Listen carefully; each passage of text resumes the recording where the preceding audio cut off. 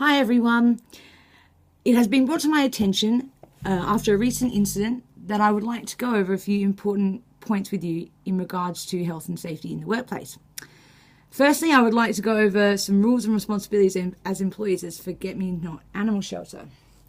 The following duties that you are to complete every day are the daily feeding, watering and inspections of the animals, daily cleaning of the animal areas, hosing out, replacing the bedding and litter trays, feeding and watering utensils that need to be cleaned, administering medication and treatment as prescribed by a veterinary practitioner, routine disinfection of animal housing areas and equipment, exercising of the animals and maintaining the animals' environment and environmental enrichment. This includes also playing with them with the design toys that we have, grooming them and socialising with them with people. You must report to the manager, which is me, at this time on the duties, or there are any of the following problems or concerns. If you see any serious physical abnormality, any change in the behaviour of the animal, any apparent bleeding or swelling of any of the body parts, bloating of the abdomen, coughing, diarrhea, inability to urinate or defecate, fits of staggering or inability to walk or stand, lack of appetite, lameness, pregnancy, unusual coloured urine, repeated sneezing, runny noses, inflamed eyes, vomiting, weight loss, or whelping or unusual noises. These are things you need to look out for in your day-to-day routine. And if you notice any of these issues, you need to contact me as soon as possible. The next important safety issue as a potential health risk for humans is the transmission of animal-human transmitted diseases. Some animals may harbour disease-causing organisms which can be transmitted to humans, zoonosis. To protect staff health, a list of common zoonosis associated with animals must be predominantly displayed throughout the establishment, and staff must be educated in prevention and the symptoms of zoonosis. All personnel working with cats, especially women who may be pregnant or want to be pregnant, must be made aware of the risk of contracting toxoplasmosis.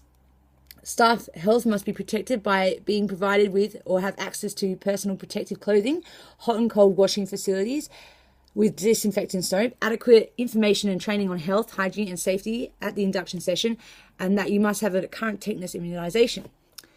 Now that I have outlined your rules and responsibilities to the animals, it is also important to understand the importance of safety in the workplace with companion animals. There are many hazards and risks that can happen while working with animals. I'm going to go through some of these with you to help you become more aware about the workplace. Because we have direct contact with animals, one potential hazard is handling the animals, which can result in injury of a bite or a scratch. Or even worse, with a bigger animal, it can result in bruising or fractures. I will give a separate introductory session on safe animal handling. Unless you have been directed to handle or approach an animal, please do not appoint this yourself. If you are unsure about approaching an animal in our shelter, seek out assistance, and always remember to be wearing the right clothing and gloves, and that you check the signs on the cage outlining if there are any specific details to the animal that you're about to handle. Another major risk in hazardous substances such as drugs used in treatment, anesthesia, and cleaning chemicals. Short-term effects of these can include nausea and headaches. If you think that you have been poisoned or affected by a toxic chemical, you need to seek out me as soon as possible, or another member of staff, so we can give you medical attention. I will go through a training session about each drug we use in Forget-Me-Not and give you a clear demonstration of how to use and handle them properly if you are required to. Also, I'll give you a brief description of our cleaning chemicals also. We will follow strict handling, labelling and storage procedures for all hazardous substances. Also, the animal enclosure themselves, we need to keep an eye and be aware daily on the appearance of them and requirements of general maintenance. A risk of damage to the enclosure or the cages might result in a protruding piece of metal that could be at risk to us and the animals. So if you see anything like this, please contact me and we need to put a report into the logbook. Another major hazard that we need to be aware of are slips, trips and falls as a result of slippery surfaces or something left on the floor or on the ground.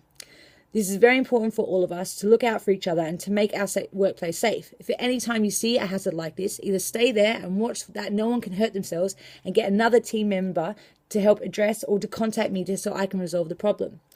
Also, again, we need to report this in the logbook. I will have a visible check sheet in the workplace area that you can refer to in regards to safety cleaning up of spills and removing hazardous objects. These are the most These are the most prevalent hazards we will encounter at the shelter, but a few others to mention now are incorrect disposal of hazardous waste, zoonosis, allergies to animals, and sexual harassment.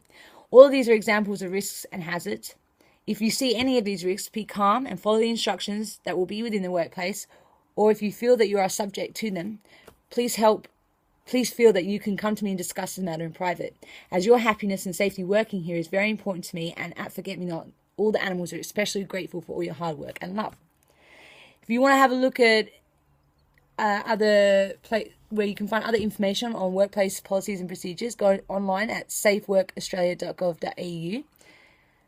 And one thing I want to go over before we finish is the process for reporting safety accidents or concerns. Legislation requires that health and safety incidents are recorded, notified, and managed. Like I mentioned before, we will need to report all hazards that we encounter here in the workplace.